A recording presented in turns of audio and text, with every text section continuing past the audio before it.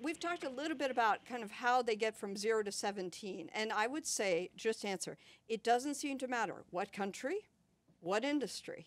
There's a very predictable pattern, not to 100%, but to 75% of the types of people who are able to found companies that have the systems. It takes a lot of systems to get to $17 million in revenue. Turns out you can get to $1 million pretty easily.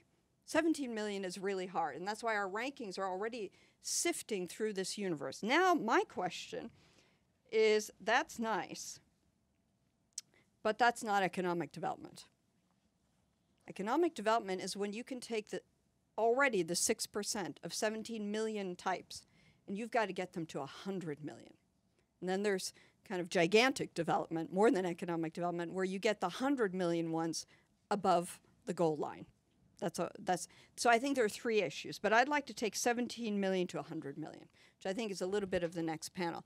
And I think there again, we're asking entirely the wrong question. I say this because I was asking the wrong question. I thought I knew the answer, and then all the data said I had no idea what I was talking about.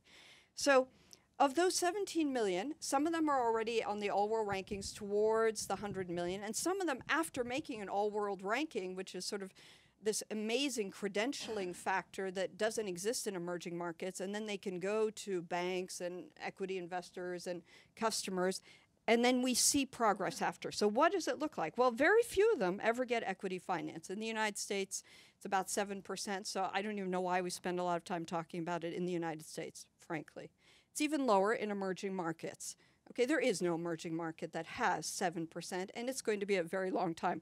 Why are we talking about this? I think we're talking about it because it's a fun thing to talk about, but there are no data. It doesn't make sense, and I really hope the next panel doesn't spend too much time on that. But what, however, do the data show? Okay, so I was myself talking about equity. I was a former investment banker, so we talk about it. Wrong thing to talk about. So it's not about capital. And I'm sure my colleagues who did finish their PhD, who are talking to students, are talking about the other thing. It's about customers. Okay, you build a business because you have customers. All the capital in the world, even the 7% who get equity, a lot of them don't succeed. So we know capital itself, even on the rare instance where you have it, isn't the determinant, it's customers. So now back into the emerging markets. Who's the customer? And I would want to leave you with two ideas, and then I will come back to anything later you want to talk about. We have used our Western eyewear to look at those economies and say they're markets. The private sector is very small, very tangential. These are government economies. They have elements that look like markets, but we have transferred our language, like we use the word entrepreneurship. We've transferred the notion of capital and even markets. These are government economies.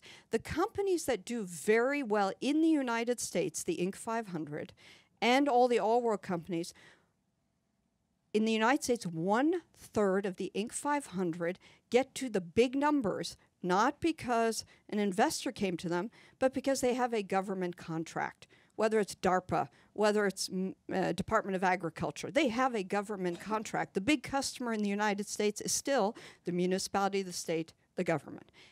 Magnify that in developing economies. There is only one customer.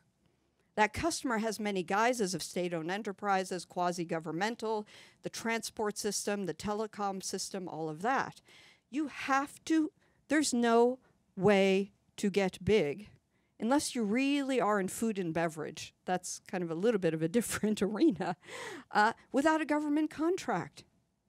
So if we want to take companies to 17 million, we've talked a bit about that, but the real victory of jobs and changing the future of economies and societies is many companies that can go from 17 to 100 and beyond. You don't get to go to 100 unless you play in the government economy and you have government contracts.